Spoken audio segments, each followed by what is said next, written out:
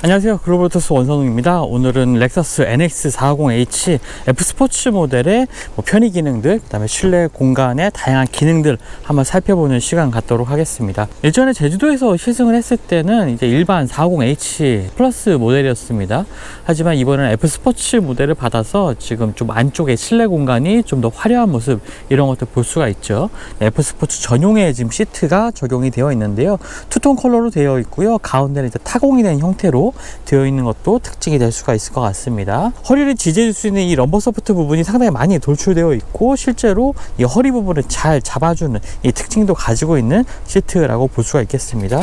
시트 같은 경우에는 허리 조절 부분도 이렇게 조절을 할 수가 있고요. 자, 도어 같은 경우에도요, 지금 이 도어 같은 경우에 원터치로 열 수 있는 이 도어가 적용이 됩니다. 이 버튼만 눌러주게 되면은 딸깍하고 열리면서 소리가 나면서 문이 열리게 되는데요. 자, 문을 닫은 상황에서도요, 지금 이렇게 도어의 안쪽에 있는, 보면은 작은 버튼이 하나 있는데요. 이것만 살짝 눌러줘도 이런 식으로 탈칵하면서 열리게 됩니다.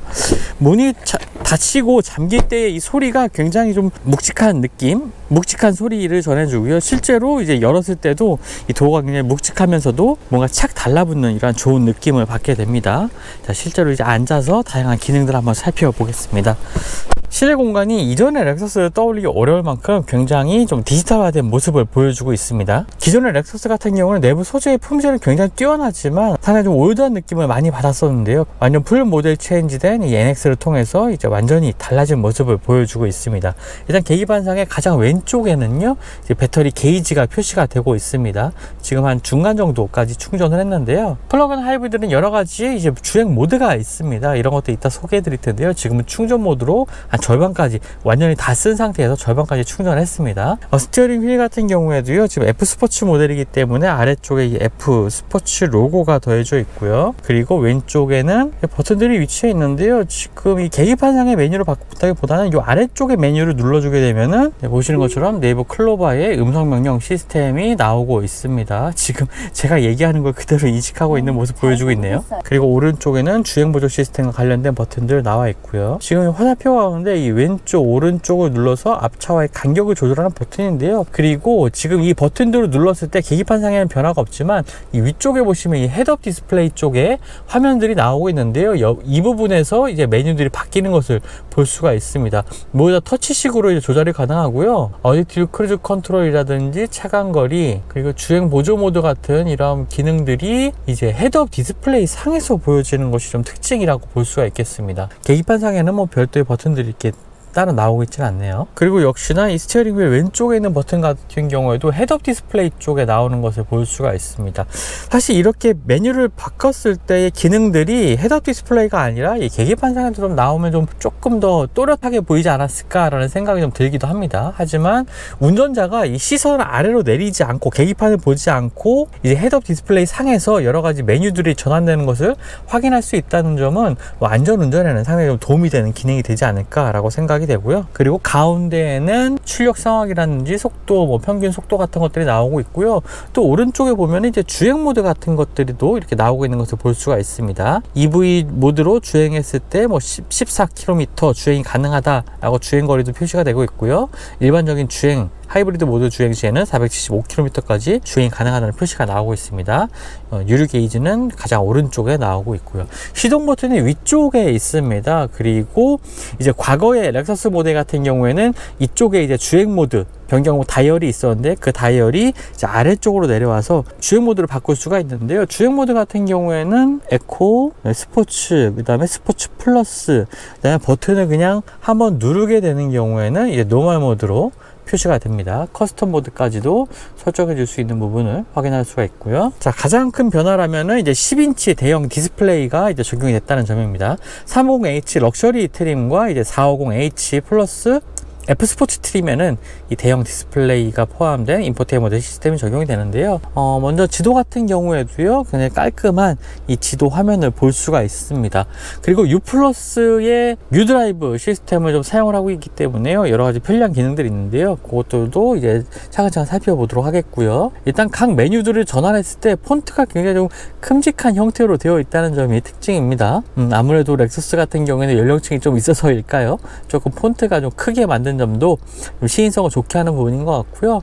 또 플러그인 하이브리드 모델이기 때문에 이 운행 정보와 같은 부분, 이런 것들, 그리고 에너지 흐름도 같은 것도 볼 수가 있습니다. 주행하게 되면은 이쪽에 이제 배터리 충전하는 상황이라든지 아니면 모터 출력을 높이는 상황, 배터리의 전력을 가져오는 상황, 이런 것들이 모두 그래픽으로 나타나게 되고요. 그 U 플러스 드라이브 앱을 통해서 여러 가지 어플리케이션을 실행을 할 수가 있습니다. 요즘은 이렇게 통신사와 협업을 통해서 내비게이션 시스템을 바꾼다든지 아니면 여러 가지 어플들을 사용할 수 있는 이런 환경을 좀 만들고 있죠. 지금 렉서스 같은 경우에는 LG U 플러스와 네이버 클로바의 음성인식 시스템을 통해서 좀 더 편리하게 사용할 수 있는 여러 가지 기능들 포함하고 있습니다. 한번 이런 것들 기능도 한번 살펴볼까요? 날씨 같은 경우에도 일반적으로 차량에서 볼 수 있는 간단한 정보가 아니라 이제 네이버 검색창에 쳐야지 나오는 이런 정보들도 이런 식으로 확인할 수가 있습니다. 내일은 좀 비가 온다는 소식이 있었는데 역시나 그렇네요. 그 외에도 뭐 U 플러스 프로야구 같은 것도 있는데요. 자, 자신이 응원하는 팀의 최근 성적 같은 것들도 이런 식으로 확인을 할 수가 있고요. 지니 뮤직 같은 경우에도 이제 가입을 하는 경우 사용을 할 수가 있습니다. U 플러스 모바일 TV 앱도 있는데요. 네, 몇 가지 이렇게 TV 화면들도 볼 수가 있습니다. 앱스토어를 통해서 또 여러 가지 어플리케이션도 추가로 다운받을 수가 있는데요. 뭐 아직은 이 다운받을 수 있는 어플리케이션에 좀 한계는 있는 것 같습니다. 그리고 자주 쓰는 앱 화면으로 가보면 이런 식으로 가로로 길게 나열되어 있는 이런 화면들로 구성이 되는데요. 어플이 나열되어 있는 것보다 이것이 이러한 형태가 조금 더 차량 운행하면서 확인하기는 조금 좋아 보이는 모습을 좀 보여주고 있고, 이런 식으로 즐겨찾기, 그 다음에 간단한 정보들을 볼 수 있는 화면들도 구성이 되어 있네요. 네이버 클로바 기반의 음성 명령 시스템도 있는데요. 지금 이 아래쪽에 있는 이 마이크 버튼을 누르게 되면은 음성 명령 기능이 수행이 됩니다.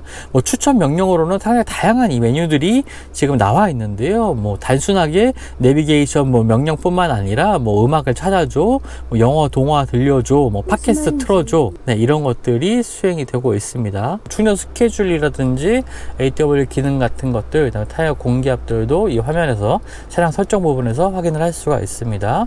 주행 보조 기능 같은 경우에는 뭐 차선 이탈 경고, 그다음에 주차 브레이크 같은 것들도 확인을 할 수가 있고요.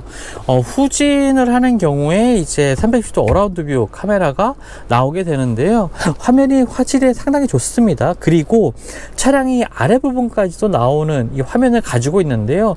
뭐 실시간으로 보는 건 아니라 지금처럼 이제 차량의 이미지가 나오고 있다가 뒤쪽으로 후진을 하게 되면은 점차 이 아래쪽에 이제 화면이 나오는 게 보이실 겁니다. 이런 식으로 카메라에 촬영된 영상을 가지고 차량의 하부까지도 이제 보여지는 듯한 이러한 모습을 보여주고 있죠. 하지만 실시간 화면은 아니라는 점 참고를 하셔야 될 것 같습니다.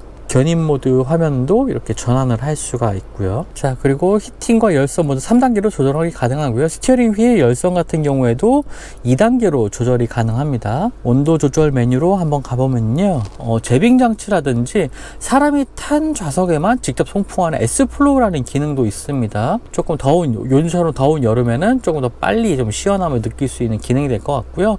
플러그인 하이브리드 모델이기 때문에 뭐 에코 히트, 쿨 이런 기능을 통해서 배터리를 조금 더 절약할 수 있는 모드도 더해진 것 같습니다. 그리고 하단에 이 메뉴를 보게 되면요, 자주 쓰는 메뉴들 같은 경우에 이런 식으로 또 구성을 할 수가 있습니다. 주행 보조 시스템이라든지 보안 센서, HUD 화면들 이런 것들의 설정도 이곳에서 좀 바꿀 수가 있고요. 네, 그리고 아래쪽에는 스마트폰 무선 충전 패드가 마련되고 있고요. USB 같은 경우에 C타입과 A타입 두 가지를 모두 지원하고 있습니다.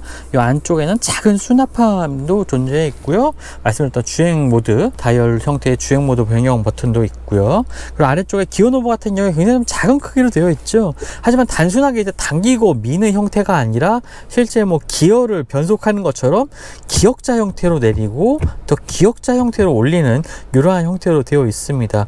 얼핏 이것이 조금 불편하게 한 번 더 조작을 하는 불편함이 있을 것도 같긴 한데, 실제로 운행을 해보면 조금 조작의 실수를 줄일 수 있는 기능이라고 좀 생각이 되고요. 그대로 아래로 내리는 경우에는 S 모드로 이제 변속을 하게 됩니다. 그 아래쪽으로는 이제 플러그인 하이브리드 모델이기 때문에 EV 모드와 관련된 주행 모드 버튼이 있는데요. 이 버튼을 누르게 되면은 총 4가지의 그 EV 전용 주행 모드를 지원하게 됩니다. 한 번만 누르게 되는 경우에는 지금 계기판상에도 이쪽에 좀 녹색으로 표시가 되고 있는데요. 순수하게 전기 모드로만 주행하는 EV 모드, 그 다음에 일반적인 하이브리드 모드가 있고요. 그 다음에 오토 EV 하이브리드 모드가 있습니다. 이 경우에는 차량이 알아서 이제 주행 상황에 맞게 EV 모드를 이제 주력으로 하지만 엔진도 종종 개입하는, 주행 상태에 따라서 엔진도 종종 개입하는 모드이기도 하고요. 그리고 이제 EV 모드 버튼을 좀 길게 누르게 되면은 지금 계기판상에 차지 모드라고 나오고 있습니다. 이 경우에는 배터리 잔량이 많이 남지 않았을 때 차량의 엔진을 구동시켜서 이제 배터리를 충전하는 시스템인데요. 저도 사실 시승을 하면서 배터리 잔량을 끝까지 쓰고 지금 차지 모드만으로 이제 배터리를 다시 충전을 시키고 있습니다. 차지 모드를 수행하는 경우에는 배터리가 상당히 좀 빠르게 또 다시 차오르는 것도 볼 수가 있는데요. 사실 일반적인 하이브리드 모드보다 좀 엔진이 좀 더 열심히 일을 하게 됩니다. 이 말인즉슨 좀 소리가 커지고 어느 정도 스티어링 휠의 진동도 느껴진다는 뜻인데요. 이때 가속 페달을 밟으면 엔진룸에서 들려오는 엔진음이 굉장히 좀 실내로 많이 들이치는 것을 느낄 수가 있습니다. 일반적인 하이브리드 모드와는 좀 크게 차이가 나는 정수성의 차이를 만들어주는 부분이 되는 것 같고요. 그리고 오른쪽에 컵홀더, 큰 크기의 컵홀더 마련되어 있고요. 키는 이러한 형태로 생겼습니다. 깔끔한 형태의 키고요. 암레스트 같은 경우에는 이쪽에 버튼이 있어서 열게 되면 굉장히 넓은 이 수납 공간을 볼 수가 있고요. 깊이도 넉넉한 편입니다. 안쪽에 따로 USB 포트가 마련되어 있지는 않고요. 자, 그리고 룸미러 같은 경우에 디지털 룸미러를 지원을 하고 있습니다. 메뉴 설정을 통해서 이런 식으로 화면도 확대 축소를 할 수가 있고요. 밝기도 조절이 가능합니다. 그리고 상하 각도, 좌우 각도, 회전도 이렇게 설정을 할 수가 있고요. 그냥 오토 모드로 놓으시면 가장 편하게 사용하실 수가 있을 것 같네요. 네, 2열 공간 같은 경우에는요, 기존의 NX보다 이제 좌우 전폭 전장이 2cm가 늘어나고 휠베이스 같은 경우는 3cm가 늘어났습니다. 그래서 실내 공간에도 조금 더 여유가 생겼고요. 그리고 앞쪽에는 송풍구와 함께 3단계로 조절 가능한 열선 시트 지원을 하고 있고요. 아래쪽에는 USB 충전 포트 2개가 마련이 되어 있습니다. 모두 다 C타입으로 되어 있고요. 구동축이 지나는 부분이 그렇게 크게 도드라져 있지 않기 때문에 성인 3명도 앉아서 이동이 가능할 것 같습니다.